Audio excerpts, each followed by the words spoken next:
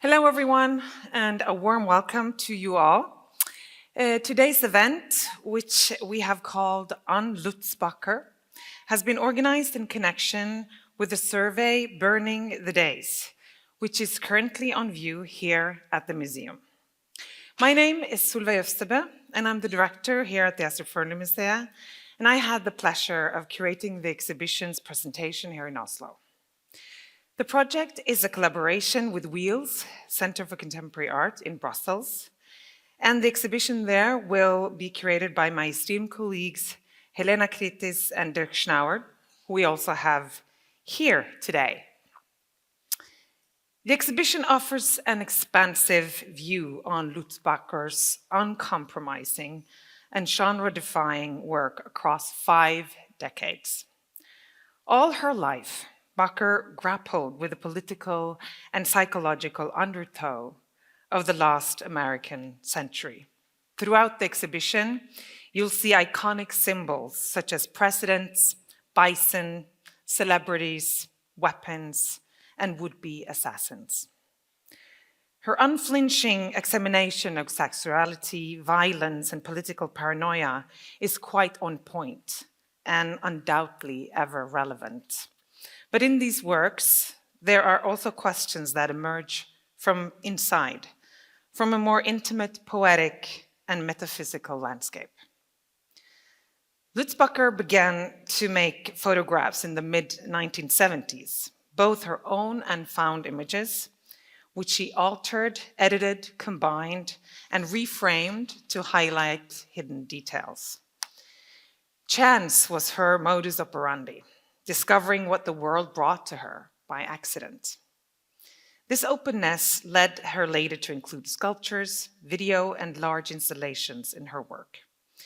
She promoted the idea that artists can reckon with life and art through what the world has already made, and that these objects held in them discoveries of beauty, comedy, or even violence.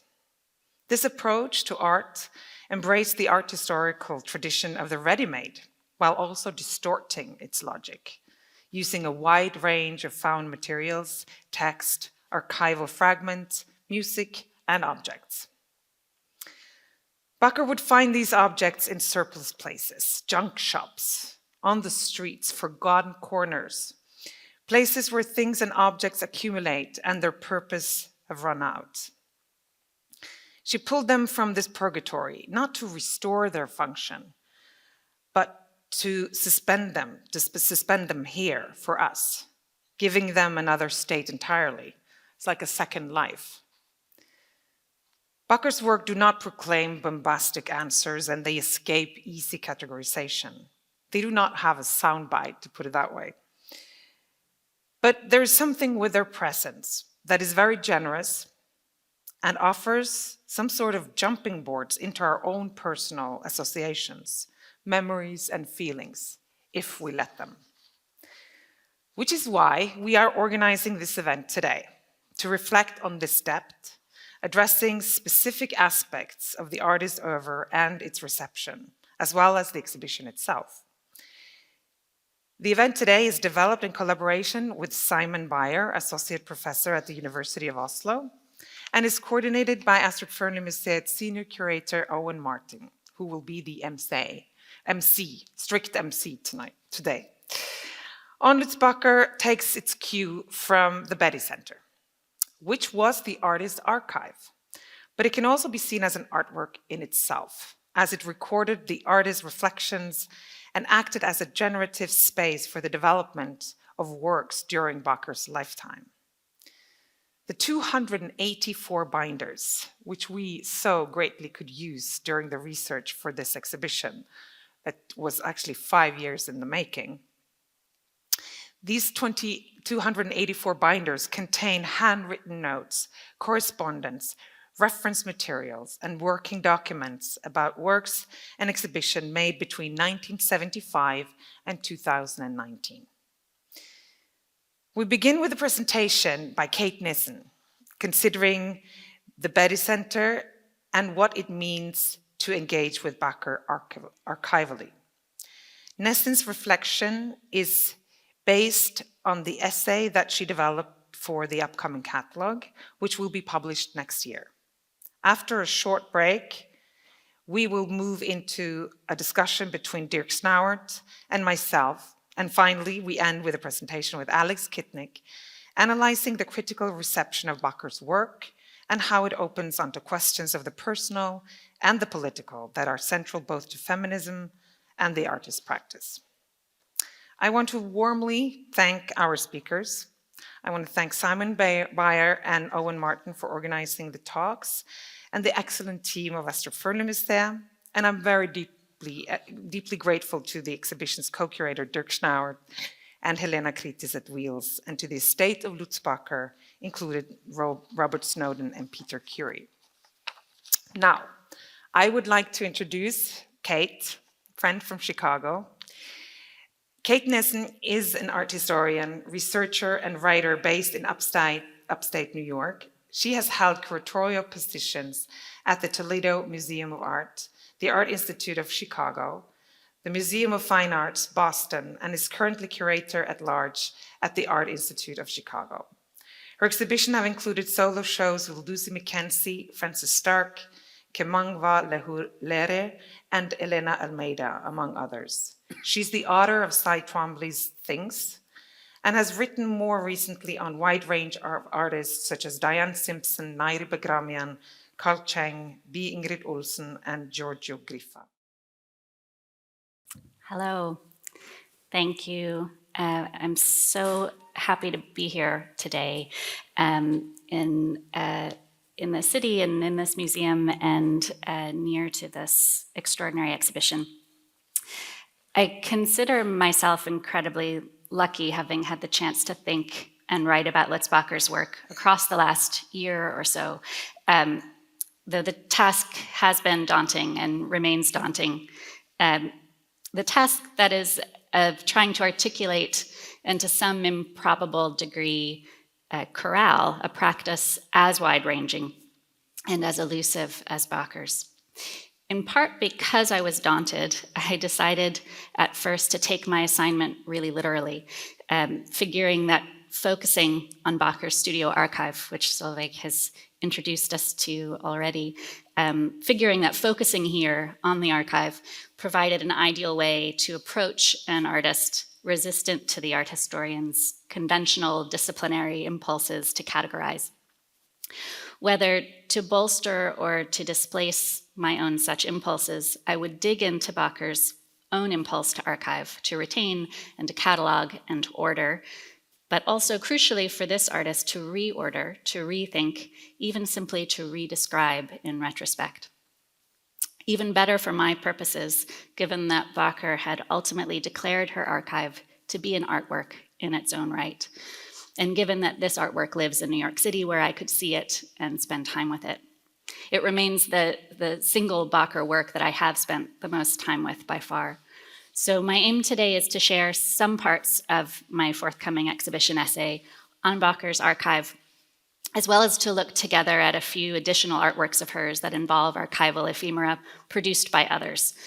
As you might guess from my light foreshadowing here, the clarity of story and consistency of story is not what this archival dive achieves. Bacher likely began to organize studio notes and ephemera in the 1970s, though it is difficult to know for certain. Eventually, such archival materials lived within large 3-ring binders, which you can begin to see here, the spine of each labeled in black marker. These binder titles are often also the titles of a specific artwork, or else the title of a series of works, the title of an exhibition. Sometimes a binder's title indicates simply a span of years or a thematic category. There's a binder, my photographs are kind of cobbled together. I'll speak a little bit more about that. So I don't have photographs from what I'm about to describe, but just for example, there is a binder from rather late in the archive, for instance, called Color Coded, which sequences a number of Bacher's found object sculptures, which she termed her ready-mades. It begins by grouping images of artworks in more muted hues, white, black, beige, brown, and ends with brighter ones, including a group labeled pink with an exclamation point, and then multicolor to close. All of this is partly to say that archival material relating to an individual artwork of Bacher's, whether a photograph of it or a notation about it, can easily appear within multiple binder contexts. The binders themselves are like scrapbooks, recording what has passed, except for when they are like sketchbooks, working toward a future installation or working out a new idea. With color-coded, perhaps both things at once, since apparently Bacher liked the idea of one day organizing color-coded exhibitions of her sculptures. Most of the binders open with a cover sheet, handwritten in ballpoint pen, as you can see on screen. These are my own, many of them are my own iPhone photos from the archive, so they're not great, but I'm glad to share them regardless. Thank you for putting up with them. So they open with some kind of cover sheet, handwritten or sometimes typed, with the relevant artwork's title and date, description, medium, dimensions, and exhibition history, or occasionally a printed email initiating a discussion pertinent to a binder's contents. Subsequent transparent sleeves might contain further notes and correspondence and catalog entries, exhibition invitations and receipts and clippings, slides or CDs or USB drives, and especially in later binders, full-page photographs from Bacher's phone, which she printed out on cardstock. Indeed, the artist's estate affirms that Bacher was deliberate about every choice of paper within her binders, from post-it notes to lined notebook sheets to copy paper, each correlated in some way to the information being recorded. As I've mentioned, my slides capture a rather random array of shots from inside certain binders, none of them especially good. I snapped them as quick points of reference while I leafed through these binders during my several visits. But even with a barely legible screen like this one, I can elaborate for you one primary way in which each binder grew over time, as Bacher added new cover pages and notations with every opportunity she had to install or to reimagine an older work, and never discarded the older cover sheets, such that her binder for an early work like the Lee Harvey Oswald interview begins in 1976, but includes hand-dated sheets from 2010.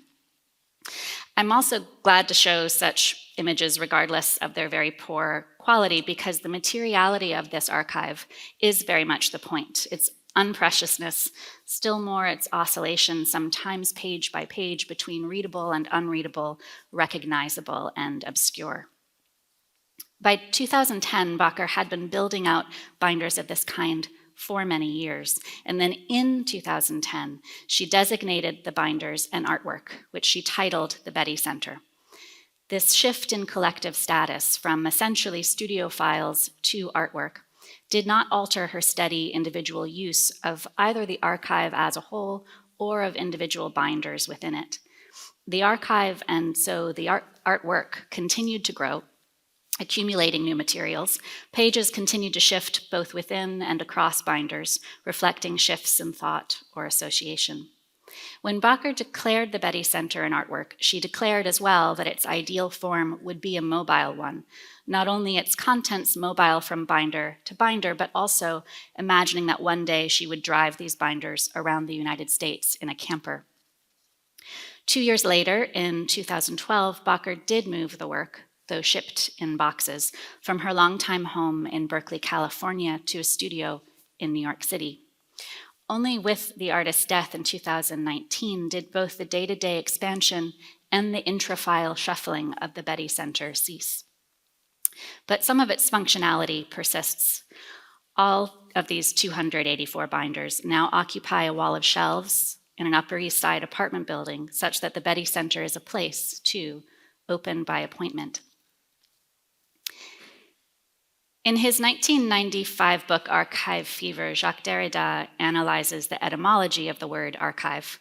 As he puts it, and the quote is on screen as well, the meaning of archive, its only meaning, comes to it from the Greek archaion, initially a house, a domicile, an address, the residence of the superior magistrates, the archons, those who commanded. The archons were citizens sanctioned, quote, to make or to represent the law, to recall the law and call on or impose the law. Given this etymological root in the house or residential address of the magistrate, for Derrida, archives take place, This makes sense through usage as much as etymology, since the noun archive names both a place to visit and its contents. Meaningful, too, is the fact that the magistrate's residence, their private home, becomes also a site for wielding their public-facing power. The, quote, passage from private to public is indicative of how an archive realizes itself. Derrida then leaps forward in time from ancient Greece to the analyst Sigmund Freud's death. The last house in which Freud lived, in London, became a museum in 1986, another passage from private to public productive of an archive. On screen also is Susan Hiller's commission for the Freud Museum in 1994, right before Derrida's text, which was also written as part of a presentation around the Freud Museum. Hiller's work demonstrating, among other things, that the archive is displaceable, certainly from Freud's domicile to an institution like a museum. I'm going to linger for a bit longer over this sense of the archive as ultimately both public-facing and as physically located, even if only temporarily. The English collective of conceptual artists known as Art and Language installed interactive cabinets on plinths at Documenta 5 in Kassel, Germany, in 1972. Their installation, called Index 001, collated copies of every single text the collective had written to date, which visitors were free to touch, rifle through, peruse. An index signals some orderly guiding list, and a list did appear on gallery walls, though what it captured was not a catalog of the cabinet's contents, but rather which of the collective's members had read and or edited which text and when. In an interesting essay about how, quote, conceptual art became hermetic, that is, sealed up from the outside, mysterious, despite the fact that the very idea of idea art was its radical transparency, Jan Vervoort considers this art and language installation a tipping point. In his words, quote, on the one hand, the didactical library-like scene conveys a commitment to transparency as the group discloses its production process to the public. On the other hand, as a mode of visual address, the enigmatic columns of code and cool black boxes full of files constituted a deliberate affront to any casual visitor, a standoffish gesture stating that anyone unwilling to initiate themselves in the lore of art and language would get nothing out of the work. To position itself publicly, the group chose to use two modes of address simultaneously, the gesture of public accessibility and the embracing of the hermetic. Close quote. By contrast, there is an openness, an intimacy, though also a keen sense of overwhelm in the work White Noise by Joseph Grigli, for which the artist, who is deaf, installs selections from his ever-expanding archive of handwritten notes and sketches passed back and forth on scraps of paper while in dialogue with hearing individuals. As installed, these bits of paper climb floor to ceiling, preserving no dialogic or chronological order, quickly stretching into technical illegibility. Yet here, the sheer sense of tangibility matters more than legibility. A couple of years ago, Grigli wrote, quote, imagine if every word we spoke became palpable and dropped from our lips. Think about what would happen and the places we would find the residue of our words. Imagine scraps of language lying on countertops, drawers full of sentences, peelings of words in the sink. Conventionally speaking, an archive promises to preserve any such paper trail. Conventionally speaking, an archive authorizes any histories reconstructed from it. Conventionally speaking, an archive honors mundanity as well as arcana, always in the interest of potential revelation. To cite Derrida again, after sketching his careful etymology in 1995, he declared that, in fact, quote, nothing is less reliable, nothing is less clear today than the word archive. To also cite Grigli again, he has called the archive, quote, arbitrary, incidental, unstable, and uncontrolled, a word and a thing unreliable by definition. This unreliability partly arises from how the archive already occupies the future tense, inevitably outliving us. Artist Renee Green dwells on archival lacunae, which are unfillable, since those who survive, quote, cannot know across the limit of death. Through her own line of rhetorical questioning, she distills the variable powers of an archive's initiator, an archive's keeper, and an archive's user. Quote, what will be saved, retained, transmuted, retained, and recognized, understood, recognized. The what always dependent on the who. Between Derrida and Green and Griegli, three very different figures, I'm eliding an entire crucial field's worth of writing, interpretation, and creative practice conducted by many who value the capaciousness of archives, and equally by many who attend to their gaping holes, attending, that is, to what and who falls through those holes. In 2008, curator Akwi Nwezor borrowed Derrida's title for his exhibition, Archive Fever, which focused on research-based photographic practices, but which also clarified that attempts to subvert the logic of the archive from within led back to earlier 20th century figures like Marcel Brothers and Marcel Duchamp, for both of whom the construct of the archive served to destabilize rather than to shore up notions of aesthetic identity or coherence, let alone aesthetic regulation. Even so, the fever can be hard to shake, the compulsion to record and to save, at least if one feels able to, feels empowered to. I've taken us rather far from Bacher's work in general and from the Betty Center in particular. This is how I think we can find our way back, through Bacher's frequent deployment of archival materials, not just an archive's contents, but its trappings, the bureaucratic apparatus of binders in themselves, for instance, and her, I think, instinctive understanding of archival structures, that is, of an archive's inbuilt power structures, such materials and such structures as two sides of the same coin for Bacher. In Corpus Delicti, 1992, I don't have an installation shot of it clearly, but I do have a transcript page, part of the archival material within it. But for the installation, she provided wooden desks on which sat cardboard document boxes from Sir Speedy printers in West Palm Beach, Florida. And in turn, inside each document box sat the transcribed statements of three women whose testimony had been suppressed during the William Kennedy Smith rape trial of the previous year. These were, therefore, public records that were excluded from those avidly publicized court proceedings.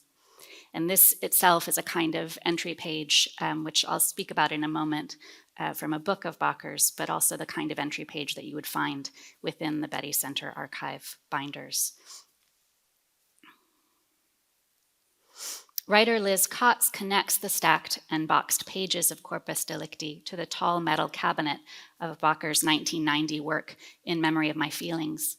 Each drawer in the cabinet contains a t-shirt imprinted with a different prompt from a personality test. I am a person who, or one of the things I can't forgive is.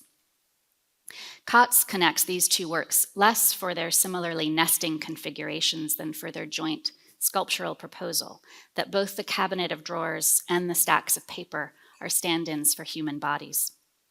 Later, more disparate examples of works that relate to archival materialities or to some sort of archival imaginary abound.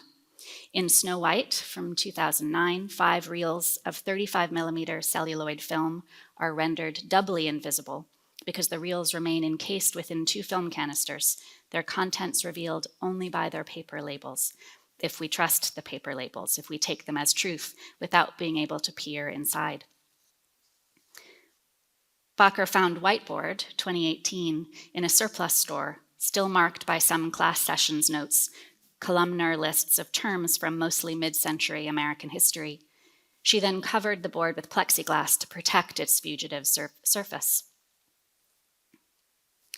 Spill from 2007 is a large-scale found photograph that shows a man mopping up a storeroom mess, surrounded by filing cabinets and box-lined shelves. As found, 1/3 of the surface of the black and white photograph was streaked with treacly brown drips, a stain which the artist retained as a compositional element, part interference and part amplification. The paraphernalia of the archive, sometimes literal containers, in so many of Bacher's works are figures for containment, in part because they are also figures for effacement and for overflow. These are all examples of archivally inflected works in which Bacher did not have a personal stake, or at least in which Bacher herself is not part of the archive in question. But in 2008, not long before she deemed the Betty Center an artwork, Bacher installed Odo in San Francisco, creating a kind of continuous gallery skirting horizon line out of printed and projected photographs. The photographs were all email attachments that Bacher had sent or received across 5 years of digital correspondence with a friend. As the reviewer Liz Wing wrote, quote, "Images accessed in the public domain are redistributed into the artist's private use, while the artist's private images are put on public display. They aren't visible on screen here, nor have I seen this work in person myself, but this same reviewer lists a range of subject matter. Quote, aliens and Star Trek characters, animals doing human things, piles of garbage, celebrities, camouflage, Andy Warhol, trolls, Santa Claus, misspelled menu boards, people without pants, Bacher's gallerists, patrons looking at Bacher's exhibition in St. Louis." So much stuff, endless stuff. Meanwhile, the work's title, Odo, is also the name of a character from Star Trek Deep Space Nine, which is apparently in interstellar language the word for nothing.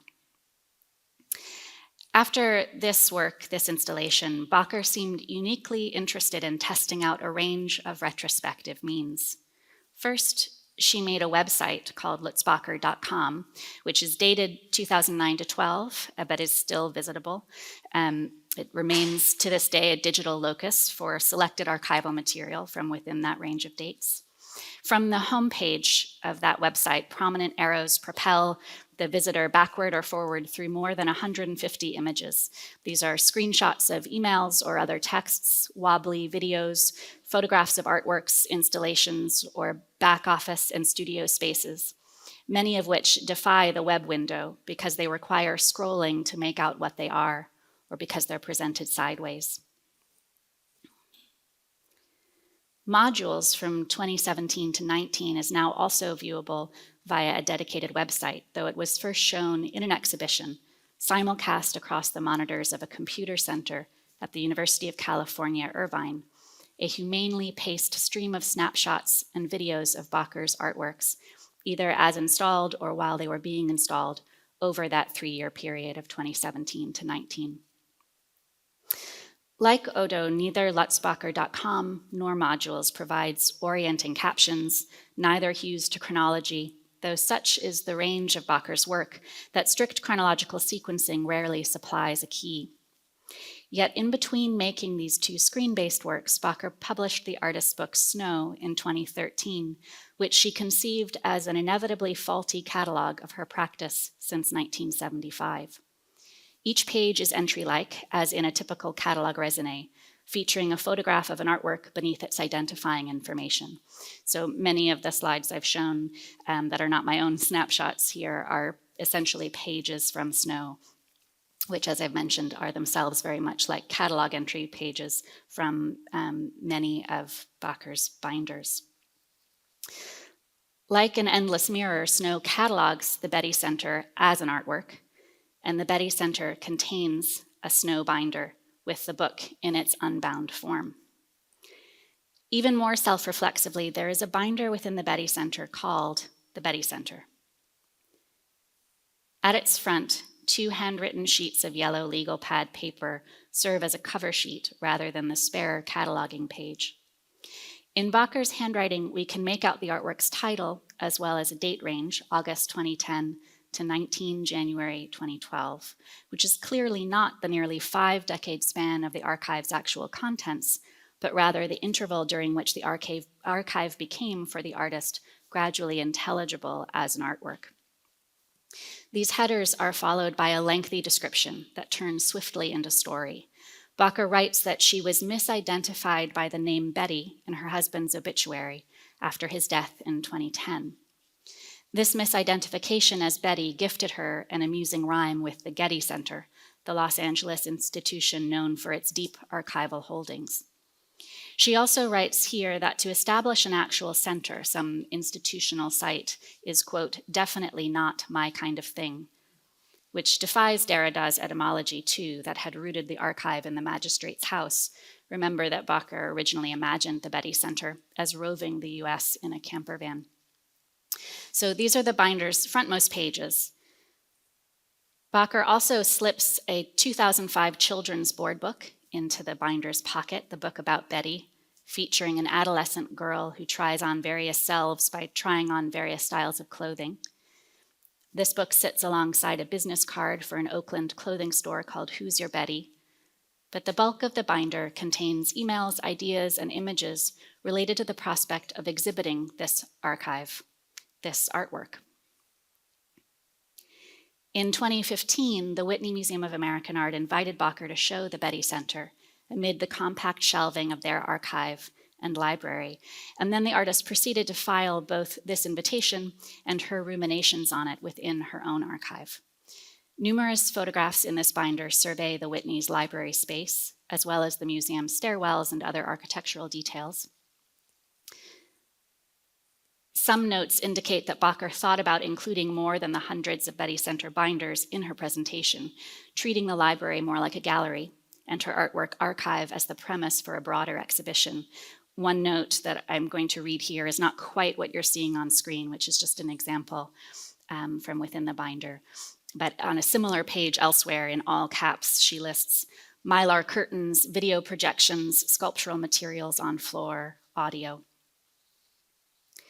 For a time, Bacher considered including a work called Cyclops, a wall-based array of mirrored plastic half-globes made to encase the kind of surveillance cameras that might be used less in galleries or even libraries than in airports or casinos.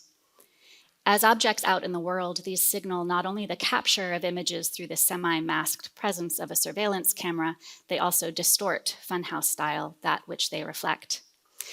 As it is, this work, Cyclops, wasn't shown or even dated until 2 years later in 2017. Other binder notes run through a series of questions. Again, I don't expect you to read what's on screen. I'm just trying to give you a glimpse of what I was looking at, and I'll read some of these questions out now.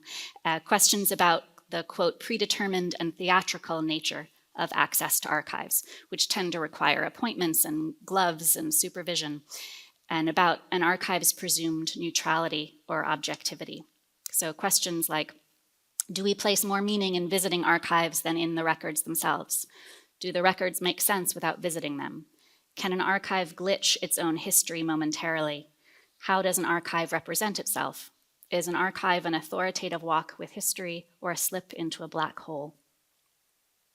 The Betty Center is not an artwork made for the purpose of interrogating archival practice, and yet, necessarily, it raises these questions for anyone who encounters it.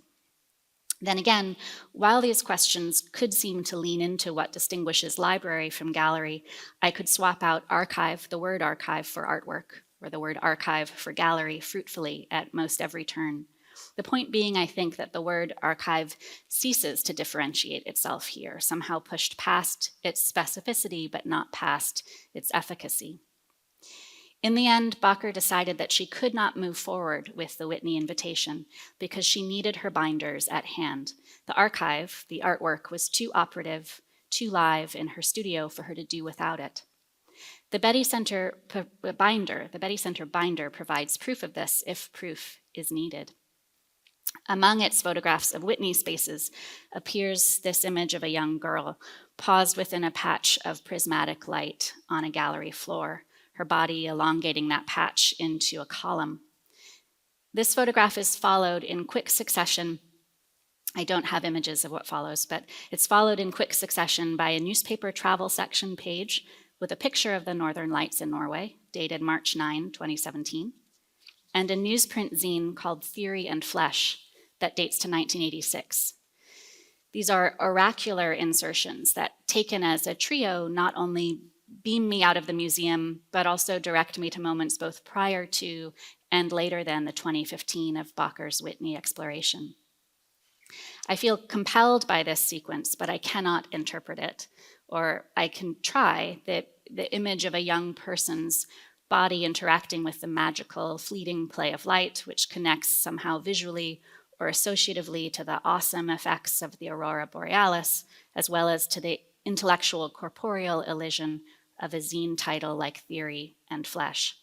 But somehow this chain of associations, when articulated, feels incomplete, no matter the richness of flipping from page to page. At least some of what I'm bumping up against is the peculiar opacity achieved by Bacher's apparent transparency. We could look at a much earlier work, Huge Uterus of 1989, and consider how Bacher seems, in the parlance of our moment, perhaps, to overshare. The artist underwent 6 hours of surgery to remove numerous fibroid tumors from her uterus, and this is the full-length video recording of that surgery, displayed on a blocky monitor lying face up on the floor, much as Bacher had lain face up on an operating table. Visible wires connect the monitor to wall and speakers, which pipe out the recording of a preparatory guided meditation that Bacher's surgeon had provided prior to the procedure. In this way, the sounds of before are layered incongruously over the imagery of during within the after of a gallery. The palette of this work's grainy, graphic footage is understandably visceral, raw pinks and pasty whites, the continuous focus on Bacher's midsection interrupted only by a pair of metal retractors and pale rubber-gloved hands. Huge Uterus manifests a particular private interior undergoing an operation highly specific to it. These are some pages and notes from within the binder for Huge Uterus, where Bacher confirms that phrase, the title, Huge Uterus, is a phrase Bacher found in her case file written by her doctor. The work also summons what many bodies could look like, faceless, fragmented, and cut open in this way. Viewers may not assume that this is Bacher's own body, and yet how much more can an artist reveal of herself? This is a pointed question to ask, since Bacher tends to be spoken about first as a difficult artist to characterize, uncategorizable, tough, working under a self-obscuring, vaguely Germanic, vaguely masculine pseudonym for decades. 30 years after Huge Uterus, Monica Majoli, a former student and close friend of Bacher's, wrote about the, quote, shocking about-face intimacy of the books Bacher made following the sudden death of her husband of 40 years. Majoli goes on to explain how, after Don's death in 2010, quote, one after the other, Bacher published family photos in tandem with documentary images of her archive of work. It was as if holding on to the memory of her actual life became a need so great it required public allocation. I sense that Majoli is quite right. The timing of the naming of the Betty Center as an artwork, the timing of the production of a book like Snow, are both from Don's death forward. But I'm also interested in how much, quote, shocking intimacy and, quote, actual life Huge Uterus somehow both offers and portends, even if relatively anonymously, seemingly anonymously. I am also moved by the way in which Huge Uterus arises from a rabid proliferation within the body, an uncomfortable and potentially dangerous surplus within the body. The ideas of excess and of too muchness are negatively connoted, and Huge Uterus documents a necessary excision. Yet in other formal contexts, excess and too muchness mattered to Bacher, providing literal material, as when she sourced sculpture after sculpture at surplus stores and opening onto a kind of expansiveness. Even the personal in Bacher's work is less about identity or identification than about abstraction, where abstraction means a loosening of association, an extraction from the ground given, and where abstraction need not oppose the concrete, the physical stuff of the world, but instead underscores how tempting it is to mistake stuff for identity.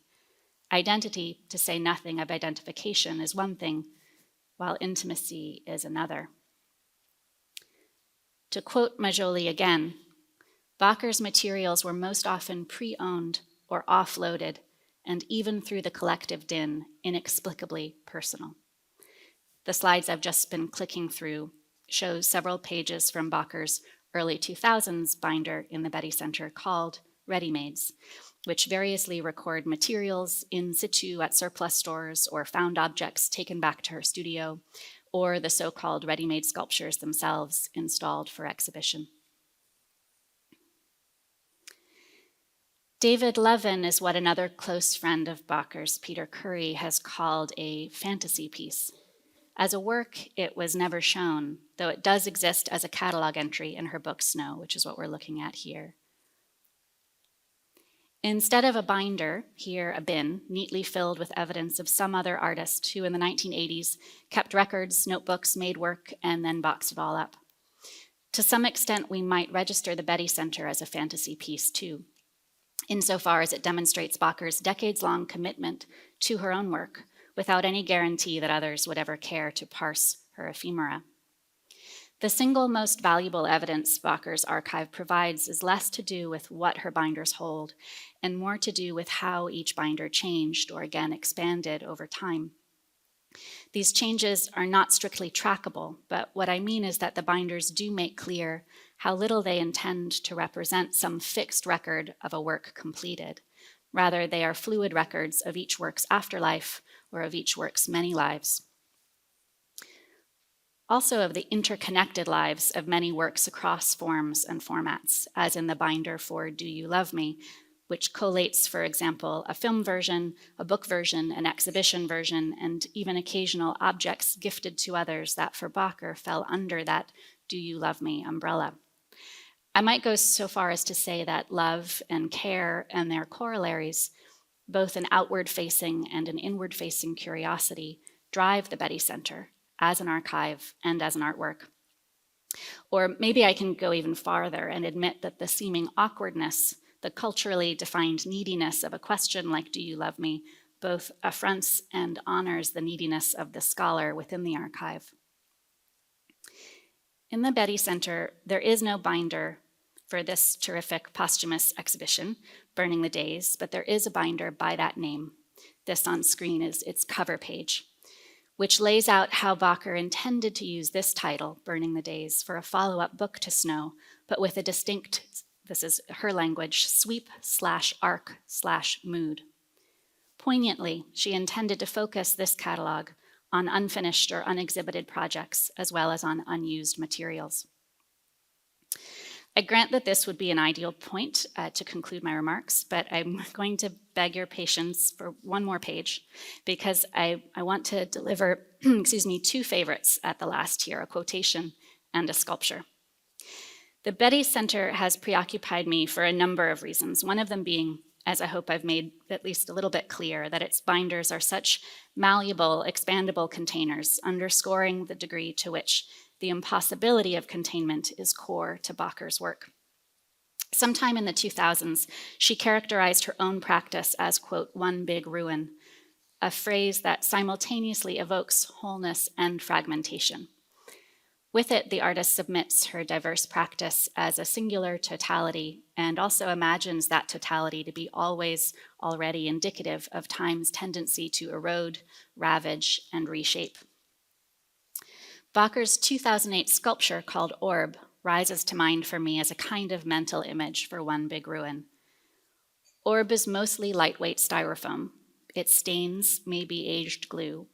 As with many of Bacher's found or ready-made sculptures, the artist's sole intervention, so to speak, was to title this object Orb at all, for it is not precisely an orb. Its bottom is flat, summoning a decorative feature like a finial or a crowning component like a head, rather than a whole sphere. The word is old-fashioned, literary, the golden orb of a monarch's regalia, the glowing orb of a planetary sphere, the surveying orb of an eyeball. An orb, as I take it, is not necessarily solid because it can be shimmering, gaseous, vulnerable, but neither is it empty. Orb, the sculpture, is opaque, obdurate, inexplicable, full of a baffling allure. In the Betty Center, there is no separate binder for this work, but it does appear once each in Bacher's binder for the only previous exhibition to have included it, which is Do You Love Me at Kunstverein Munich in 2009, as well as unlabeled here in her ready-mades binder.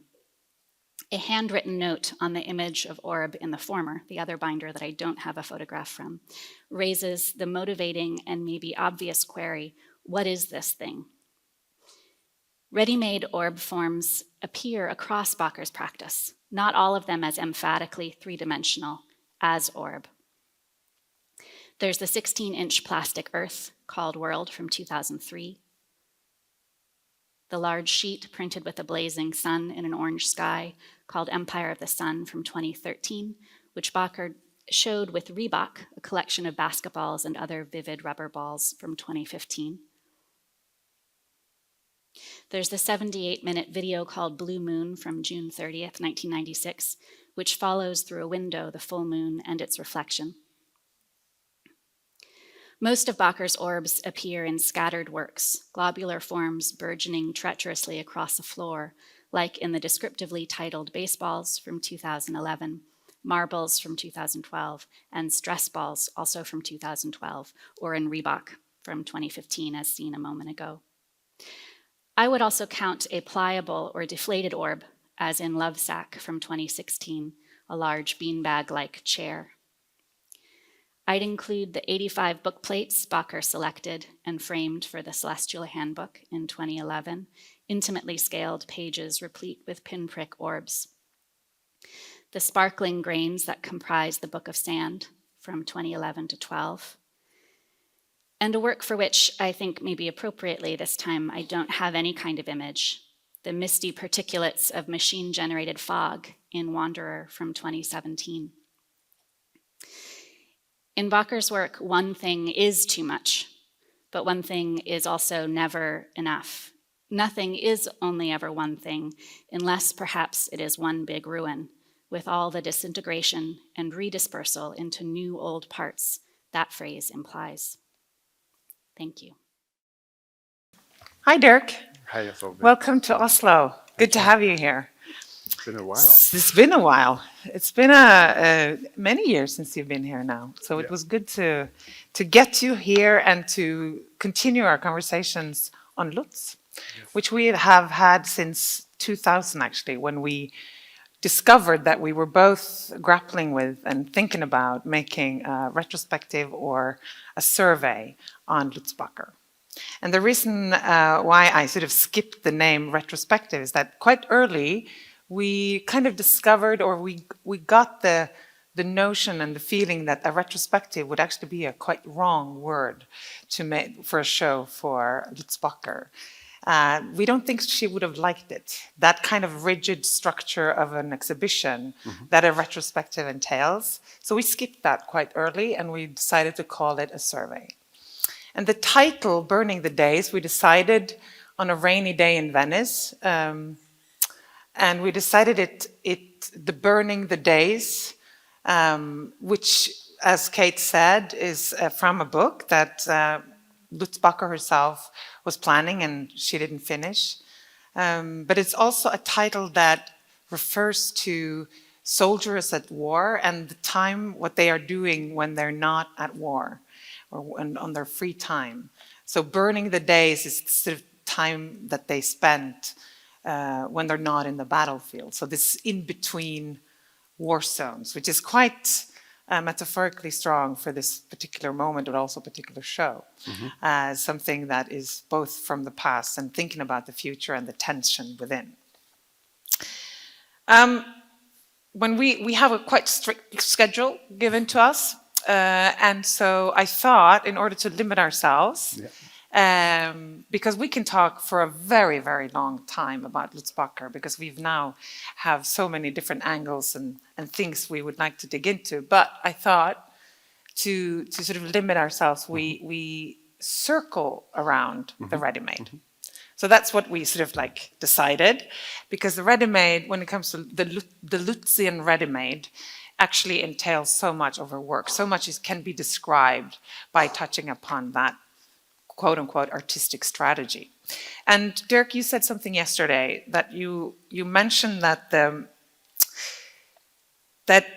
way that the ready-made is sort of quite effective and shamefully emotional, the shamefully emotional aspect of her work. Well, I think Kate just said it. It's like this kind of overt intimacy that she deploys. I think. I mean, as a museum man or woman, you think why do you show an artist? Because there's 10,000 you could show. So why do you show the exemplarity or the exception of somebody? So it's not the exemplarity because that means that it would be too common. And I thought in our survey, the ready-made is a bit now maybe a bit negatively connoted because it has to be handcrafted again and handmade, and the kind of so-called easiness of the 1990s of just selecting something and showing the commodification of things actually surrounds that notion. But if we take it back to Duchamp, and also Kate also used the two words. You have the casting, the direct casting, which is also, you can use the real as a kind of ready-made, and you kind of use it. And then you have the ready-made, which is already produced and you select it or something. And I think in Bacher you have both. Totally. Because if you take photography as casting, which is the literalness of reality, and then you have the ready-made. But then again, what does she do to it, which is different than other people? And that there, I think, is why an exhibition makes so much sense. I mean, you have stage one, we'll have stage two in a few months. And I'm very curious to see if that kind of affective charge comes to the forefront. Because, of course, what I think is ready-made is an indifference. Because Duchamp said it's the aesthetical indifference. Depersonalize, hide behind something, and never show any of your whatever feelings or biography. So that's the The withdrawal. coolness of the ready-made. Yes. Yeah, which we see in Koons. And Kunst, and definitely, so on and so so forth. and so on. Yeah. So she's there, the pivotal point of bringing back something that was, I would say, lost.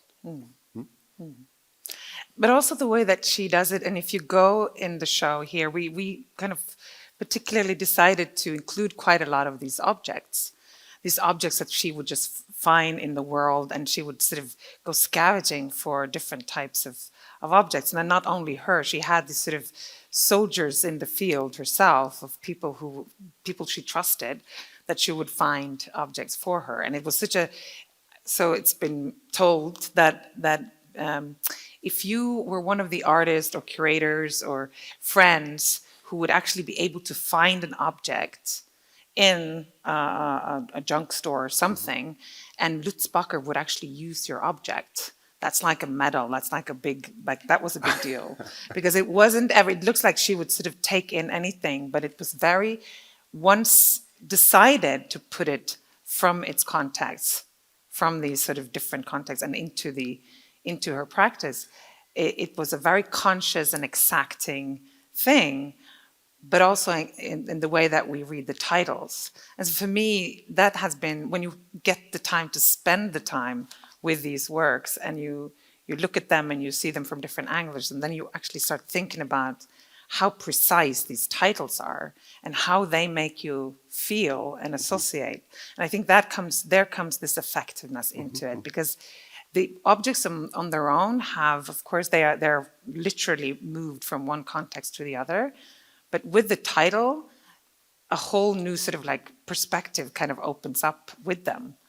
Well, I think, I mean, in the first encounter, they're pop cultural artifacts, paraphernalia of memorabilia, if you want. And so they have this kind of whatever Western universalness of post-war commodity culture, and since they're pop culture, they're kind of archetypical for certain kind of categories of emotions or symbolics. But then since they're stripped from whatever there was around it, and they're singularized, and they're a bit dirty, they're a bit, they have a patina of some kind. They're not glossy. It's not glossy ready-made we're talking about here. No, they're definitely not the shining, attractiveness of immediacy. they have a past. They're out of economics, emotional economics. They have no more that range, I think. And there, I mean, for me in my brain, there, Bacher and Felix González Torres, in a way, have this kind of capacity, ability to, and they're extremely personal, and they don't hide. But it's not on the first level of reading, but they're really shamelessly open about it. Yes. Huh? And when you think about it also, what sort of, you start looking at for example, a piece like Snow White that opens this exhibition, these sort of canisters of the films, and they are there and they're gray and they're sort of like, looks like, it's a quite closed work initially. But then you start thinking about it, then you smell the smell of these films that are deteriorating inside of these boxes, and you understand that those films are actually in there and they're there, and then you read the label and you understand it's the Disney original film of Snow White inside, and these boxes were used to sort of move these films around from studio. And then the next level is sort of like, what does that mean? What is this film about? It's about Snow White, and it's about this sort of like escape and chasing and running away, and then you start looking at other works in the show like Jackie and Me, where Jackie is running from this photographer, Galileo, who sort of proclaims that he feels that Jackie is actually wanting to be followed by him. The most famous woman in the world is followed by me, John Galileo, the paparazzi.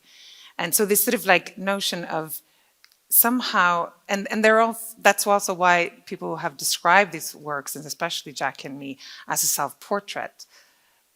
And I think that these sort of self-portraits, when we have had these dialogues about, that's also where she kind of comes in and becomes personal in a way that you don't necessarily discover at first. But then when you follow the thread through the works and how she combined the work together, you understand that there's a story under there, in addition to what you see in the sort of quote-unquote conceptual part of it. Well, I think it's also the ability for everyone to project onto it. Everybody has a childhood, Exactly. Everybody has an adolescence, everybody has a kind of desire or fantasy, sexual arousal. Jackie is the most iconical, beautiful woman of post-war era, beside Hollywood, Hollywood actresses. So she was something, I think, in the 70s or 80s. And then to do... also to have it together in one exhibition with the Lee Harvey Oswald files, I mean, that's something. I mean, we're not from the USA, but I think if you think about U.S. history, that's quite an achievement for an artist to tackle that. Yeah. And also, again, where the Lee Harvey Oswald work is initially, Lutz was asked to do an artist talk, like for a book, an interview, an artist interview, and she refused to do that. So instead, she interviewed Lee Harvey Oswald, who again, and again, in that way, she sort of, that work became an interview of herself, a dialogue with Lee Harvey Oswald and herself. So in a way, it's sort of a self-presentation again. But not closing it down, not so that it's like you said, the association. I think the associative is really important, not only obviously in the titles, but also in the work itself, like stress balls. When you come into that space and you see those balls and you read the label stress balls and you understand that, these things that were supposed to keep us calm, in this occasion, they are wild, gone wild, and impossible to control. They're floating into the different spaces of the show and coming into places where they're not supposed to do. We have to try to control that people are not kicking them and throwing them. So it's this whole thing of sort of contradiction that inside the work. I was reading them here as cosmic fear. Great. Because they are, together with the night skies of stars, and I mean, she's Californian, so she must be kind of post-hippie, so there must be this cosmic whatever rituality to it also, campfire and staring. It was the thought also, but I you thought could see them from the above. It's metaphysical almost. Yeah. Huh? the way that we structured the show here, which will be different, and we'll talk a little bit about the site specificity in the work also, but we decided to sort of keep the first floor on that more sort of personal level and, you know, cosmic, if you will, era. And then the second floor is the Americana sort of, a lot of American culture and connections and discussions and kind of America Gone Wild type of situation where things are both quite humorous and light, but also at the same time quite dark. So those two sort of different. I don't know how you're gonna. Have you thought about that? How you're gonna attack the different topics in the show at WIELS? Well, we'll follow probably the same narratives, but we have a very different kind of space in a way. It could be more classical. You have more angles and triangles, which makes the dynamic easier. Yeah. Straight walls make it more stable, Yeah. in a way. So we have more straight walls. So we'll have to kind of try to avoid making her making a categorization. So would you say that the Renzo piano craziness here is a good thing for Lutz Bacher? No, that's how you That read makes me architecture. happy. I mean, look at it. There's a 'Cause it was dynamic hard. of time, you know. And it goes into to far away perspectives. I mean, Yeah. architecture is symbolic. True that.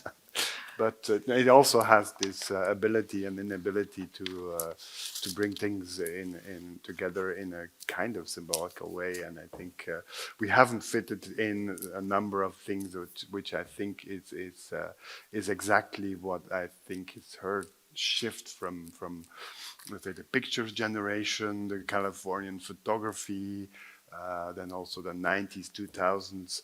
Kind of coolness and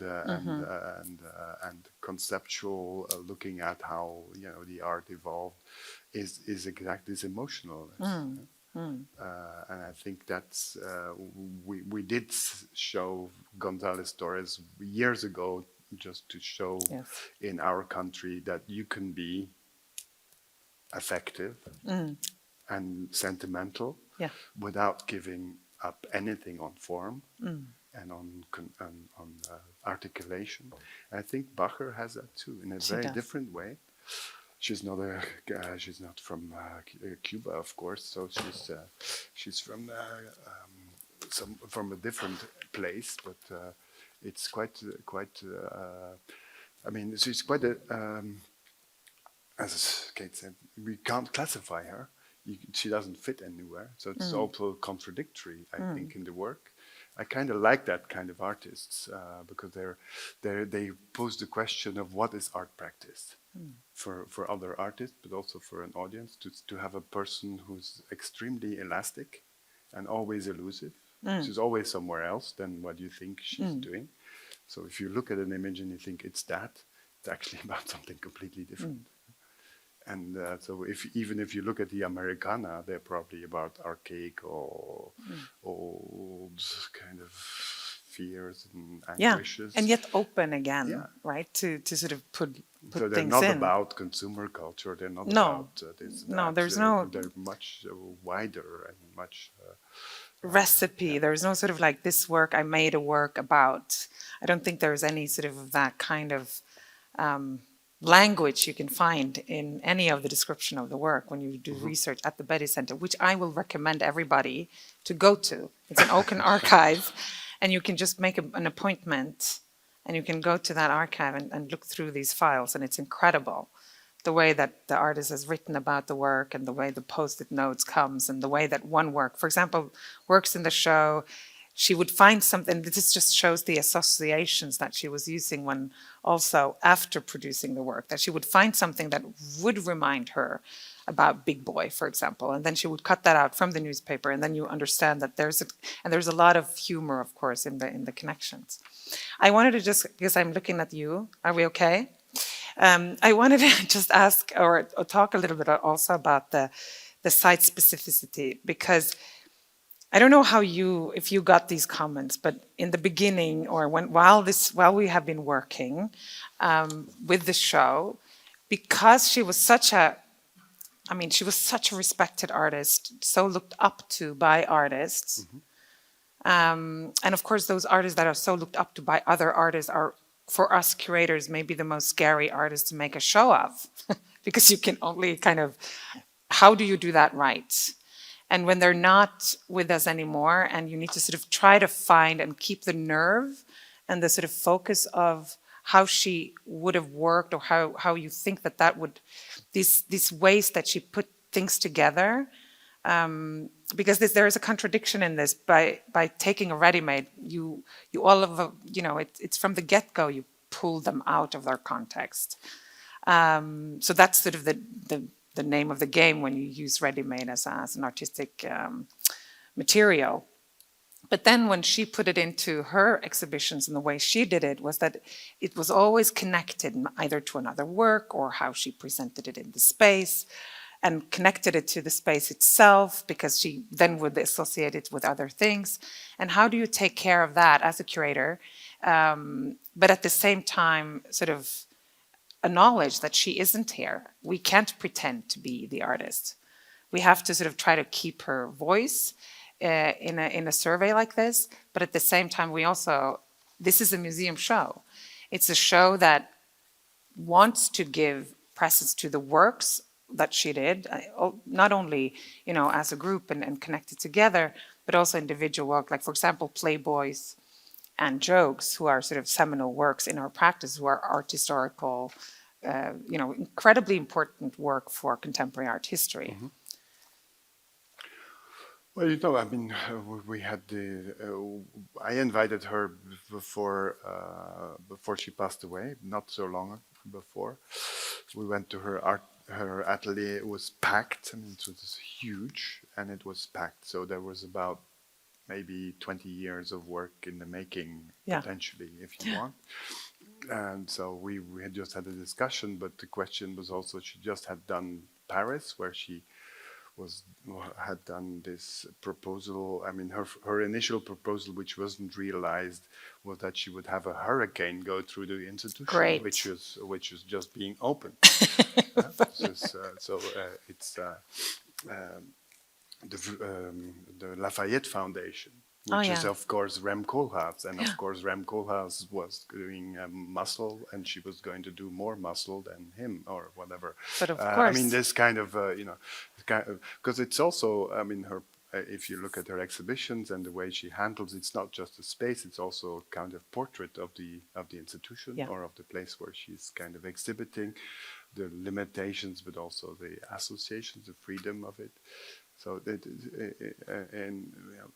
we're not so far from Düsseldorf, where she did the oculi, the control mirrors, plus the signature of Donald Trump, which is during Trump. We tried to get that work, by the way, in the show. Yeah, but it wasn't. The Germans won't give it anymore. So, I mean, we lost the firearms to the Austrians, which is also an interesting thing, an interesting historical connotation, if you want. The firearms is the big work on the mezzanine here. I mean, our building is a former brewery, which we thought was very interesting, and it's a 1930s building, so it's also historically, politically not so uninteresting. So we were going to take off from there, but now, of course, as you say, she's not here anymore, unfortunately. We had the pandemic to think about it. Yeah, we had. Then we found our roads crossed with the foundation. After the pandemic, do you still want to do it? And then, yeah, of course, but how do we do it? She's not here anymore. How can you do it? You can mimic a number of exhibitions she did. Because there's a number of examples of, I mean, I see you also did a few clusters of works that go together. Yeah. But I mean, there's a way of doing, of imitating her exhibitions, but that's not what we intended to do. So you have to kind of make part historization and part association. Yes. And I think that works quite well. And if people have no uniform image of what and who Lutz Bacher was, it is because she was a very contradictory person, I think, also as an artist. And the exhibition is contradictory, and that's, I think, it kind of is what she is and will be for future. There's a number of artists like that. Katie Nolan is another one that comes up that is very contradictory, although she's easier to box in. I think Lutz Bacher is very difficult to box in. 0 minutes left. Straightforward. That's it. That's what we were. But thank you. And the show will be on here till 4th of January. Then it will open at WIELS in Brussels on. I don't know. It's in April. Sorry, April. And there will be. We're also working on the publication, so that will be launched while the show is on. One of the authors. in Brussels. Thank you so much. The talk, as you can see, is called The Personal and the Political Lutz Bacher in the 20th Century. Lutz Bacher's reputation grew exponentially in the 21st century, so that now she is regarded as a post-Warholian figure whose work and persona is understood to be similarly blank and poignant at once. This elevation only occurred as the artist approached 60, however, and she had begun making work in the 1970s. The work that was exhibited internationally in the 2000s tended toward the gnomically conceptual, a scattering of baseballs, stretchy pants filled with straw, and its mute quality perhaps contributed to the fact that very little critical discourse ever materialized around the artist. Some might call her a kind of artist. In fact, in later years, Bacher seems to have made a conscious effort to forestall, even filibuster, the critical reception of her work. The series of nearly identical-looking cardboard-covered artist books and catalogs she began producing in 2008 until her passing in 2019 are crammed with myth-generating family photos, notes, and emails in lieu of critical essays that might contextualize her work and articulate its theoretical stakes. My project here then is partly investigative, to see what reception of the artist's work there has been, analyze that reception, and add to it. In doing so, I hope to show that what might have gone missing in the common understanding of the artist, but I also hope to open up larger conceptual questions. Bacher's practice was always tied to questions surrounding language and speech, what can and cannot be said, and it did this work in different ways. In order to understand the various modes employed over the artist's nearly 50-year career, however, one must situate Bacher as an historical figure, in other words, as an artist with peers. And so I begin here with Bacher's first works in the 1970s. These are of particular interest because they brush against common conceptions that have now become too common about the artist, that she is enigma and myth all the way down. As critic Bob Nikis writes, Bacher is someone for whom the expression playing your cards close to the vest might have been invented, and who herself was an invention. Writer Martin Herbert echoes this thought in his book, Tell Them I Said No, a treatise on contemporary art and refusal. Her approach has been to constantly shapeshift, he writes, deny her authorial signature, disperse like smoke. To this I want to say, yes, but. As we will see, Bacher had a lot to say about language and power, even if some of it was slant. Hers was not simply a career based on being elusive, but a genuine investigation of what could be said and done, when and where. When Bacher began making work in the mid-1970s, she operated in the context of a fairly local milieu. Peripherally involved with San Francisco's Photography and Language Group, which was spearheaded by Lou Thomas, Donna Lee Phillips, and Hal Fisher, and focused on the structures and semiotics of picture making. One finds her work in the 1976 anthology Photography and Language, where she included a piece both Saussurean and Duchampian in spirit, two photographs of a sideways tree So here's an example of the sign marked with measurements entitled the standard stoppage, obviously kind of revisiting Duchamp's 3 standard stoppages.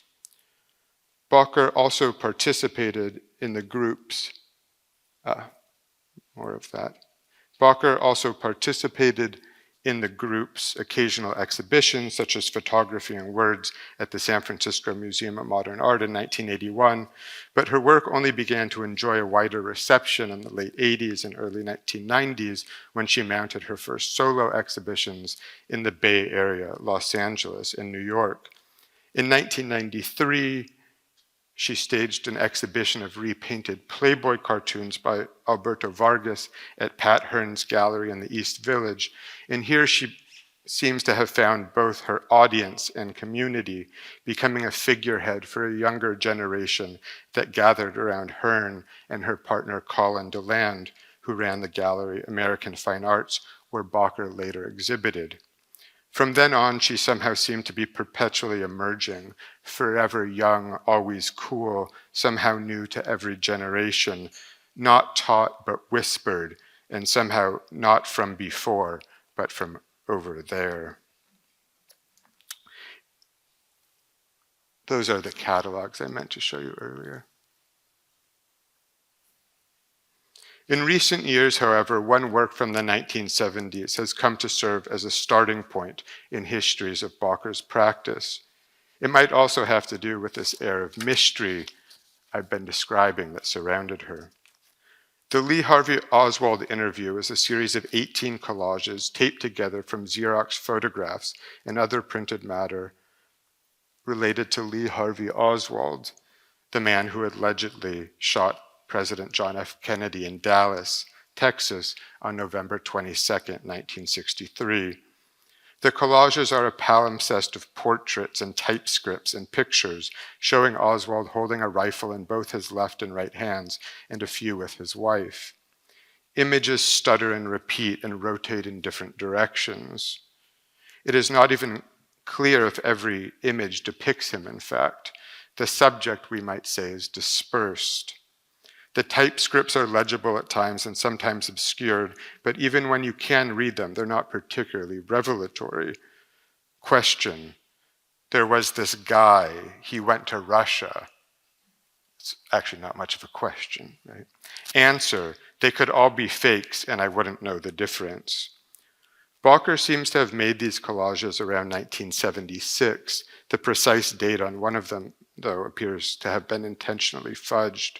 And she soon paired them together to create an edition of 9 photostatic silver gelatin prints. While the photostats maintain the degraded and mediated look of Xerox copies, something shared and circulated, they also assume a forensic, evidentiary quality. Adding to this, Bacher made both positive and negative copies, throwing any truth that might be hiding in the collages into stark relief. The overall impression is less of a classified file than the obsessive scrapbook of someone with a suspicious conspiratorial mind, evincing what the American historian Richard Hofstadter, writing in 1964, called the paranoid style of American politics. And as is often the case with conspiracies, this one too continued to grow. In 1984, Bacher made a performance from the interview. Later in 1998, she created a video version in which she manipulated digital images of the work, magnifying and dragging the evidence at once. When Bacher first turned to Oswald, her subject matter fit comfortably within a mainstream lineage of American art. And I kind of want to stress that fact because I think there's an idea that her work is kind of total anomaly. Robert Rauschenberg made a number of iconic paintings, including Retroactive 1 and Retroactive 2 in 1963, which offer commanding portraits of JFK in close proximity to a floating astronaut and a detail of Rubens' Venus in front of her mirror.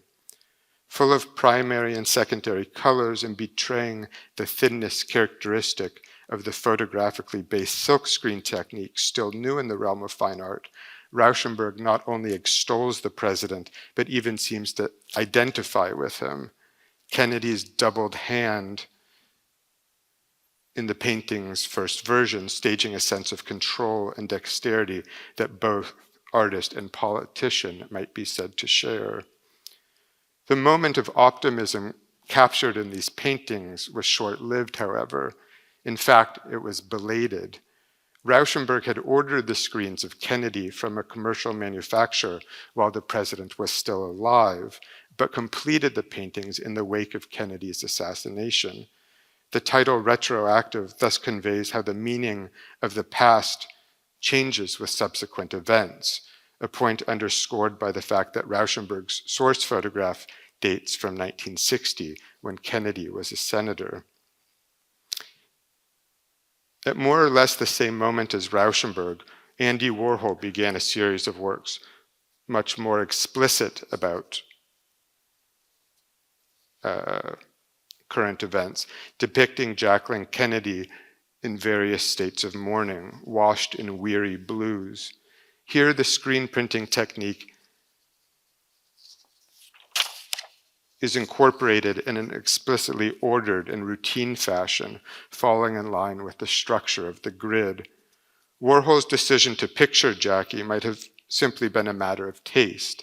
It's hard to imagine the public's reaction to a painting depicting the moment the bullet hit the president. But Jackie, a proxy for the nation's grief, also fit perfectly into Warhol's pantheon of female stars, which binds together celebrity and mortality. When Warhol began his portrait of Liz Taylor in 1962, rumors of her demise were swirling, and he began his portrait of Marilyn Monroe immediately after her death. Where both Kennedy and Jackie had been depicted in the American art of the 1960s, Bacher's innovation was to introduce Oswald, the man who shot Kennedy, into the art of the 1970s, thereby enlisting aggression and paranoia into the national equation. And this, a number of years before Katie Noland, who was mentioned earlier, did so with Oswald in 1989. While encouraged perhaps by the 1975 publication of Michael Edow's conspiracy-filled book, The Oswald File, which argues that Kennedy's assassin was actually a Russian spy who looked a great deal like Oswald, there's an oft-repeated anecdote related to the work's creation that opens up beyond the national mood. Bacher had been asked by Hal Fisher to participate in an interview for a book of conversations with Bay Area artists, but instead of submitting to the typical question and answer format, she interviewed herself about Oswald instead. The timing is interesting. Cindy Nemtzer's, these are from earlier. The timing is interesting. Cindy Nemtzer's Art Talk, Conversations with 12 Women Artists from 1975, featuring interviews with Eleanor Antin, Judy Chicago, and Eva Hesse, had just been published, which placed an emphasis on the importance of artists' voices, intentions, and first-person accounts. It was an explicitly feminist text tied to the women's movement. Nemtzer sought to foster a new form of discourse in which one talked with, rather than talked at, one's subjects. I wonder if Bacher, hearing about this book, was inspired to upend the interview form, an exercise in dialogue and voice, and push against its grain, and by extension against the grain of second-wave feminism as well. There is very little personal or expository in Oswald, which is typically what we go to interviews to find. In fact, it's often difficult to know who is talking. No one is identified. Either side could be any oddball rambling, anyone a bit leery and cranky. Question and answer appear in quick succession, the artist's initials popping up only parenthetically, but giving proof that Bacher had already slipped into an alter ego at the time of the work's creation.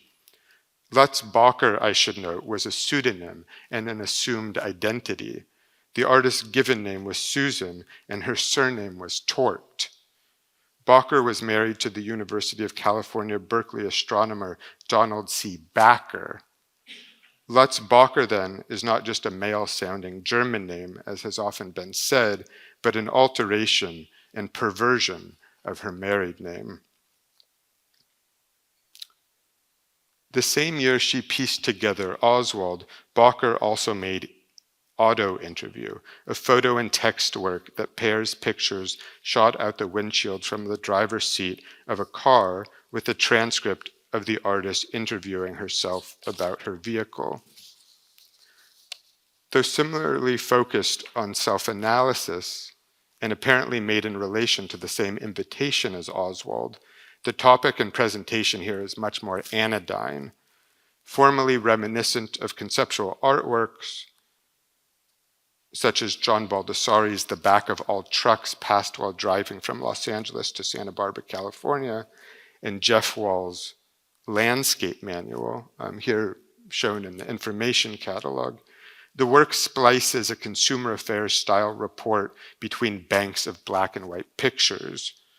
What about the condition of the car, a voice asks. Basically, this is a pretty good car and I don't worry too much. You might say I don't let it bother me except when there's a sound I can't identify or when something serious happens. In other words, no interiority, no secrets. We're not going anywhere. The interview stalls out. The work's title puns on the conjunction of self and machine and dovetails with the emergence of autofiction, but its deadpan quality also points to a limit. Though Bacher initiates her practice by taking the interview, an exercise in dialogue and voice as a starting point, it's Oswald, I think, that provided her with a more productive allegory of artistic practice. The great question surrounding Oswald was whether he acted alone or if he had been aided by others, which is also the same question, propelled by the writings of Roland Barthes and Michel Foucault, which animated discussions about the death of the author at this moment as well. Does an author make original claims, or does she patch together statements from pre-existing texts? Are an artist's intentions important, or is it the reader's interpretation that matters? Does any artist act alone? In Bacher's early works, language is let loose from stable subjects. It's hard to know who is speaking. Is it Lutz? And if so, who is that? There's a confluence as well as a contrast between two strains of thought here. The post-structuralist idea that writing is the destruction of every voice, as Barthes said, stands in tension with feminism's claim that the personal and political are one and the same. Refusing an easy resolution, Bacher shows that the political is personal too, and always constitutive of the self. Language and image stalk each other, forming an increasingly tangled net. The years following these interviews were somewhat quiet. Bacher unpacked ideas latent in her work, exhibiting regionally in what could perhaps be called the laboratory phase of her practice. She edited a broadside newspaper, which Kate mentioned, Theory and Flesh, which offers evidence of her theoretical tendencies and her desire to network by sending it out. Then in 1988, Bacher staged a pivotal solo exhibition, one of her first, at the Gallery Sincere Technologies in Oakland, California, which took up the terms of the personal, political, photography, and language once again. Titled Speech, the show featured discrete works hung on the space's walls, yet still very much read as an installation. The show's title and the artist's name were lettered in a serifed font on a freestanding wall in the middle of the space, almost like the title page of a book, communicating an official feeling. One almost expects to find a lectern in front of it. The walls are buttercream yellow. In the middle of the space, there is a settee, and in front of that, a little sofa. Though left fairly open, the title sounds, to my ears at least, less like a stage in a child's development, like the acquisition of speech, and more like a political act. And not surprisingly, one finds a telling quote in the Betty Center from the progressive Supreme Court Justice William O. Douglas.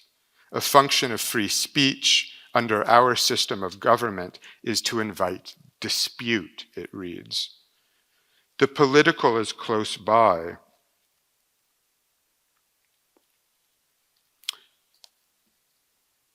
The photographs on the left wall depict women in the audience at a speech given by Geraldine Ferraro when, in 1984, she became the first woman to appear on a presidential ticket alongside Democratic candidate Walter Mondale.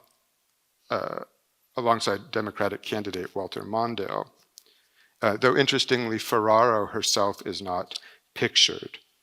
The group of photos titled Spectacle are hung irregularly, up and down, all over. It's less salon style than it is reminiscent of the way family photographs might be arranged in a living room. We don't know these people, however. They are faces in the crowd, constituents of the multitude, fans, contestants, and they are distorted and made strange, and not only because it is difficult to photograph CRT-style televisions. The photographs are bluish, almost lunar in their twilight feeling, and the women's faces are warped with excitement. As the artist Nayland Blake wrote in 1992, the participation of these women is that of audience and emblem, appearing on the screen as tokens of women who are made into history rather than making it. While Spectacle shares something with other media experiments of the time, such as Dara Birnbaum's 1977 installation, Lesson Plans to Keep the Revolution Alive, which also skims imagery from television and grafts it onto photographic prints, Birnbaum imagined her work as a kind of pedagogical tool. Birnbaum is kind of the instructive artist. By contrast, Bacher renders her audience speechless, and the trappings of the installation reinforces this feeling of silence. There's an idea of a well-appointed room, a pared-down version of what we call WASP comfort, the rigidity of which sits uneasily with the idea of freedom of speech. The critic Mark Durant wrote at this moment that the room seems to have been decorated by a stereotypically hysterical housewife living in a shrilly optimistic suburb. And while that characterization might be too arch, there is certainly something circumspect in the decor, something concerned with propriety, but Bacher refuses to slip into easy mockery.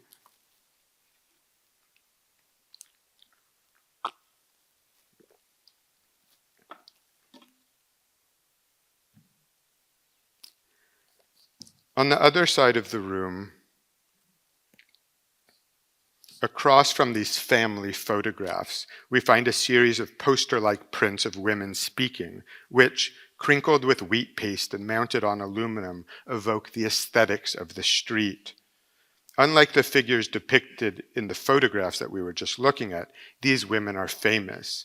Marilyn Monroe, Janis Joplin, Bella Abzug, Jane Fonda.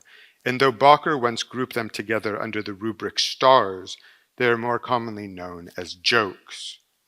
It's a cast of slightly dated actors, rockers, politicians, and activists, people whose statements are committed to the public record, though their language here has seemingly come from somewhere else. It's almost as if the images have been submitted to some low-grade version of situationist-style détournement. Bella Abzug says, "Cocksuckers." Is she talking to me? Marilyn Monroe says, "Go fuck yourself." Same question. A Clut tu vas era Jane Fonda says, "I'm really weird. I'm really all fucked up." Some of them are speaking truth to power, but not all. Some go on the attack. Others turn on themselves. Are these dreams of what these women would say if they had been allowed to speak their minds? They don't seem far off, and yet the women also seem defensive, stuck in the feedback loop of a culture industry that won't let them alone. Bacher made other works in this series with male figureheads. I'm still learning how to put images in order. Brando, Kennedy, Barry Goldwater, Groucho Marx, Billy Graham, and LBJ. And while she exhibited them in a San Francisco gallery concurrently with speech, it seems significant that she consolidated a female chorus for this occasion, keeping the sexes separate. While Bacher suggested that these iconic women may have been alter egos and self-portraits by proxy, they also offer a dry take on women's liberation, which by this time was meeting the stress test of potentially presidential realpolitik in the person of Ferraro. A general claustrophobia pervades the scene. No path of liberation is offered. If one compares Bacher's exhibition to the artist Kashila Brooks' photo installation, Not Lying Down, a discursive look at power dynamics, lesbian relationships, and what the artist calls collective process, which was also presented in California in 1988, one gets a better sense of Bacher's genuine sang-froid. And yet, I think we can refrain from dubbing Bacher's practice cynical. Rather, I want to describe her work as attuned to the antagonisms endemic to the impossible positions occupied by her subjects. Despite the visual rhyme with Brooks' work, the more proximate context and target for Bacher was most likely the work of bad boy New York artist Richard Prince, especially the joke paintings that the artist was producing at the time.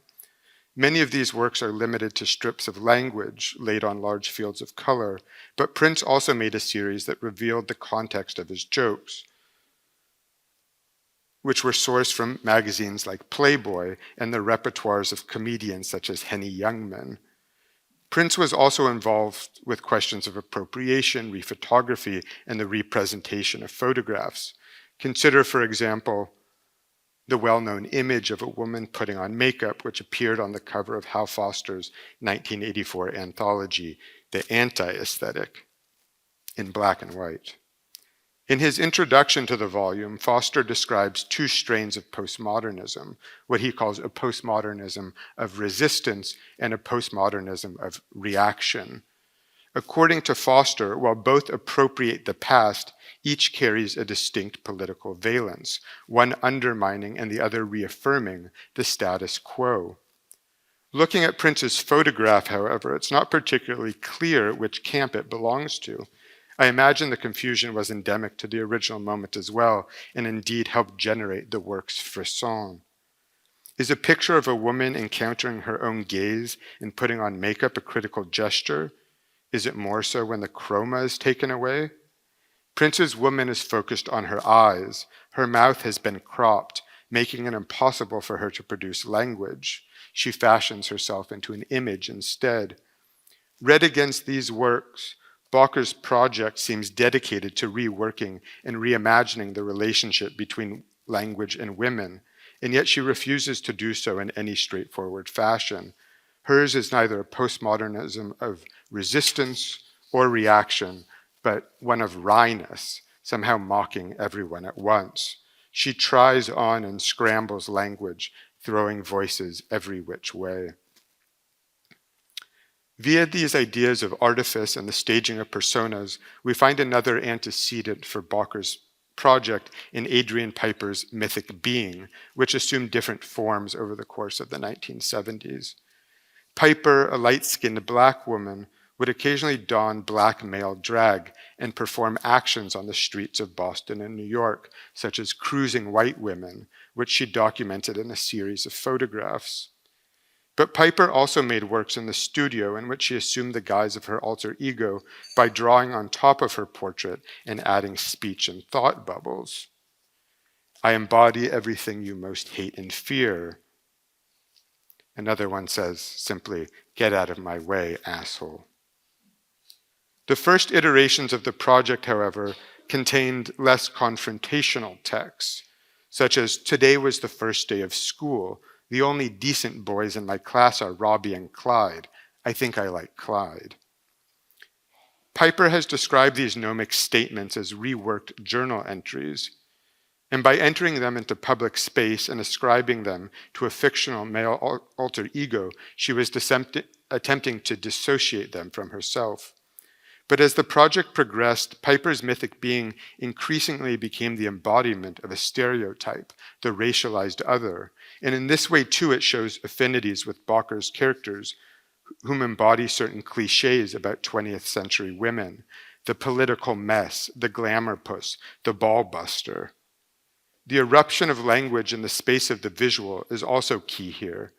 Whereas captions anchor images, speech bubbles evoke interiority and intentionality.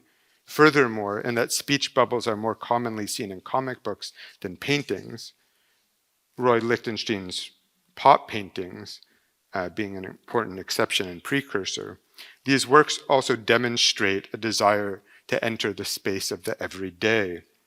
While some of Piper's works function as more or less straightforward drawings, the journal works appeared as classified advertisements. And in this way, too, they share an affinity with Bacher's work, which similarly brings attention to itself as printed matter. And when you see the work in the galleries, you kind of note the crinkle. To my mind, the similarities between these projects suggest that Bacher used Jane Fonda, for example, not simply as a stand-in for herself, a double and doppelganger, but, like Piper, as a way to elude herself as well. Bacher's women, too, are mythic beings, speaking truths that she may no longer wish to own.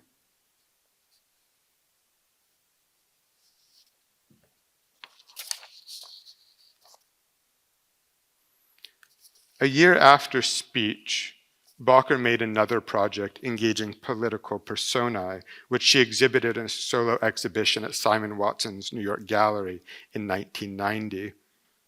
Circling back to the milieu of the Oswald interview, Bacher presented Jackie and Me, a series of 7 prints which represent photographs of Jackie Kennedy taken by the paparazzi photographer Ron Galella.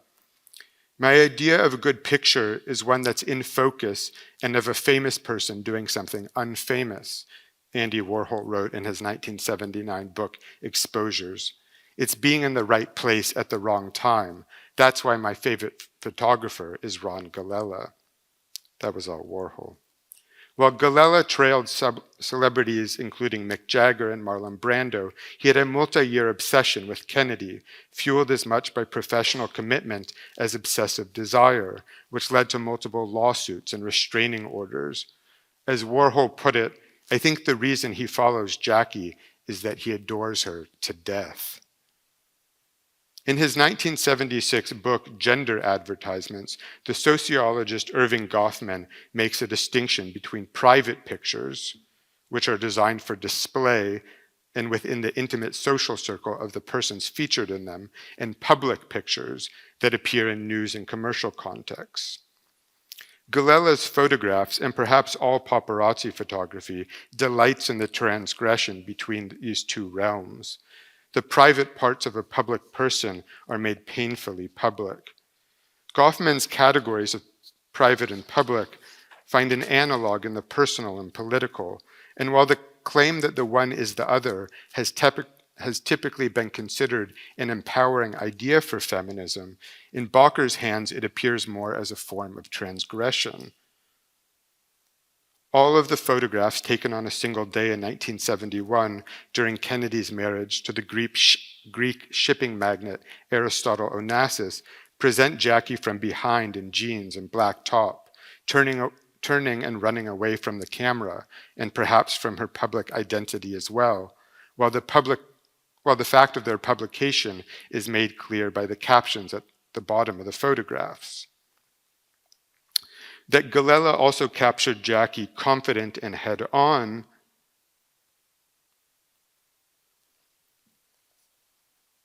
in other photographs suggests that Bacher was interested in the wrongest of wrong times, which is underscored by the fact that many of these photographs are out of focus.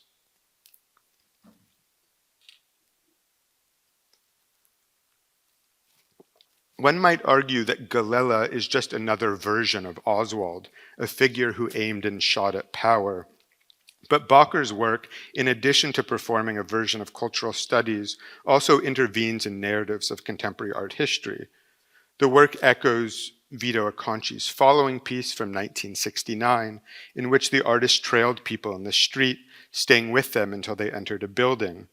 But where Acconci followed random marks in real time, Bacher began with the media image in the studio.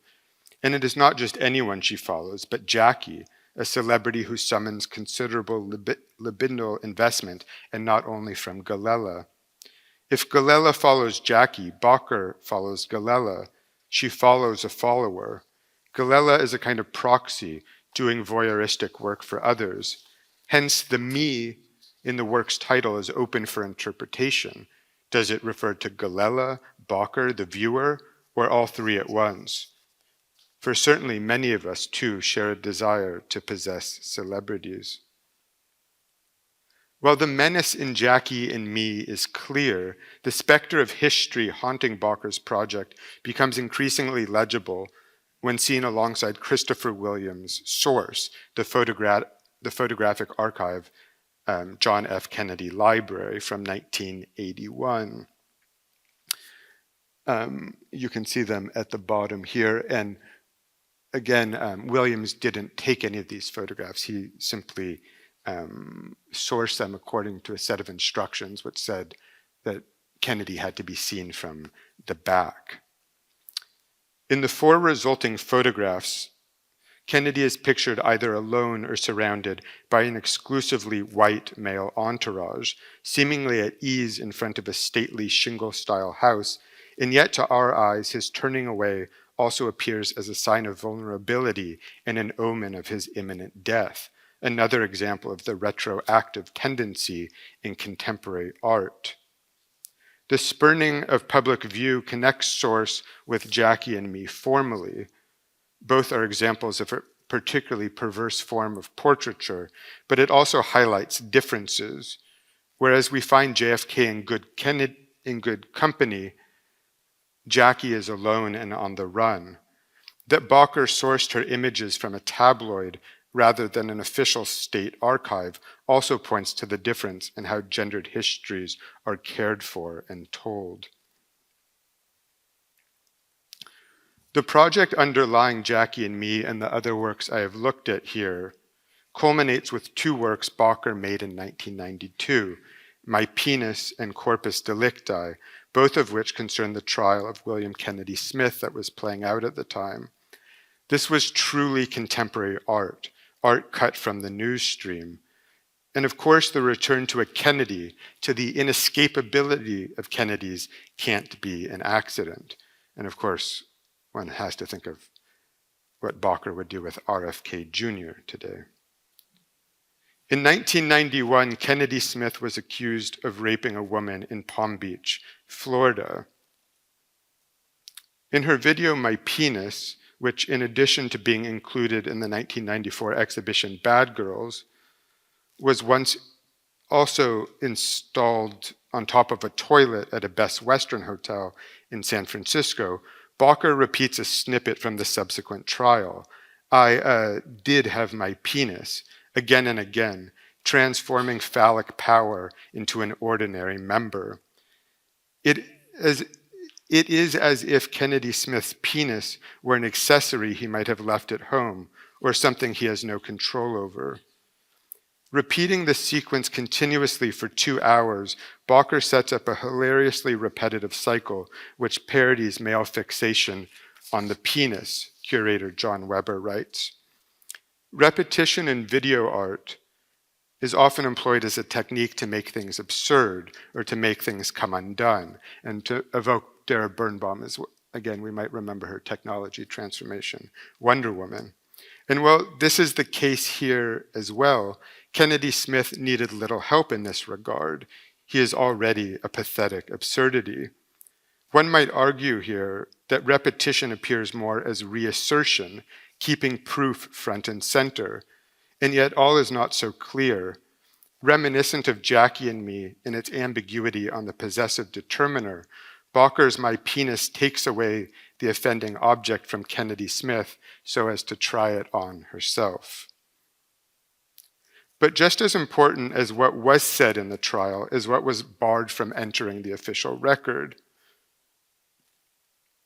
3 women agreed to testify for the prosecution that Kennedy Smith had sexually abused them in order to establish a pattern of cruel behavior, but the judge barred their testimony on the grounds that it was not germane to the trial.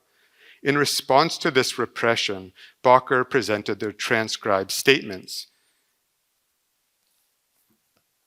in a box from Sir Speedy Printers in West Palm Beach, Florida.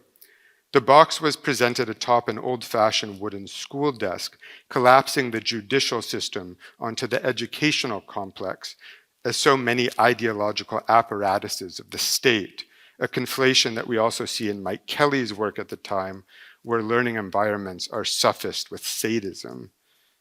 In Blind Country, a 1989 video made with Erica Beckman that borrows its title from H.G. Wells's story, The Country of the Blind, Kelly plays both a sick student humiliated in front of his class as well as a sadistic teacher.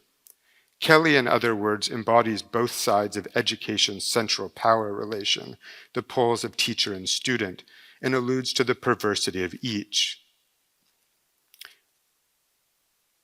For Bacher, however, the school is also the site of sexual struggle, and Kelly's campy agony takes a more pointed angle. Bacher titled this work Corpus Delicti, a legal term denoting the facts that constitute a crime, but to English-speaking ears, the Latin also evokes the idea of a delicious body. But delicious for whom? And what is the body being referred to here? Corpus provides, I think, a fascinating pendant to speech, which we looked at earlier. Whereas the former foregrounds image and language's potential to redirect it, here we have testimony stripped bare of star power. The aesthetics of administration, banal and full of pathos at once. While the work's power is largely documentary in its decision to present information in boxes on a table in a mostly unreadable format, while the work's power is documentary, the decision to present it in boxes on a table in a mostly unreadable format, in other words, as sculpture, points to the subject's terrible weight. What can be said in official spaces and what is deemed too dangerous and unsafe? This is a question as pertinent in the courtroom as it is in the art gallery, museum, and on campus. Bacher spoke in different ways over the course of her 40-odd years of art making. She made radical works about women's lives, including the video installation Huge Uterus and the assisted ready-made menstrual extraction kit from 1991. In 1992, she created Big Boy, a soft sculptural replica of the type of doll given to child abuse victims, a totem to facilitate talk, in other words, and another flaccid penis. In 1995, she made a lengthy video project, Do You Love Me?, which asks a field of friends, students, and affiliates what exactly they think of her. A few years later, she created a striking memorial to Pat Hearn titled Closed Circuit, drawn from hours of surveillance footage that the artist had shot of her deceased gallerist while she was being treated for cancer. Indeed, the work of mourning, of late style, connects a number of Bacher's projects from this period, including Crimson and Clover, a memorial video for DeLand, and Shit for Brains, 2016, a handwritten new narrative-style novel that wrestles with the loss of the artist's husband. But as her work entered the 21st century, Bacher turned increasingly to histories of the ready-made.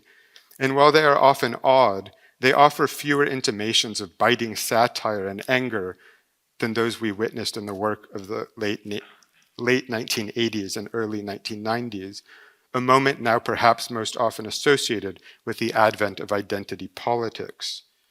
The cast of characters of Star Trek drolly appears as cardboard avatars in 2006, the same year Bacher presented the equally droll exhibition Little People, featuring Polaroid portraits of troll dolls. Later, there is the dampening flood of white sand that threatened to take over a New York townhouse in 2012, and the lunar spill of black sand in Frankfurt in 2013, where she also displayed a human-sized chessboard cum QR code in homage to Duchamp, forming a bookend to works made at the start of her career. Well, much of this work, here's some more.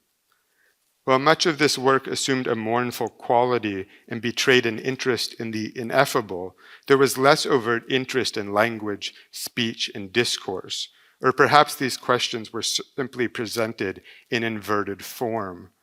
Gnomic seems like the most appropriate way to describe it. Maybe Bacher had simply become more interested in silence and skeptical about speaking, but I also wonder about the conditions of the art world that might have encouraged this new mode of production. Did the market's expansion foreclose certain forms of political speech? Each artwork sets its own terms of reception, but if we are to think monographically about Bacher's practice, as a monographic exhibition encourages us to do, two more or less distinct phases of her career crystallize, what we might call the local political and the international ineffable, with a turn somewhere around the start of the millennium. And we must hold the two in tension with one another. That there was a posthumous institutional exhibition of Bacher's work in London in 2023, dedicated to the artist's use of music, sound, and voice, but which included none of the works from the 20th century that I have discussed in this essay, would also seem to suggest that the erasure of politics from Bacher's practice is part of what her legacy will have to face as it enjoys an ever greater reception. Thank you.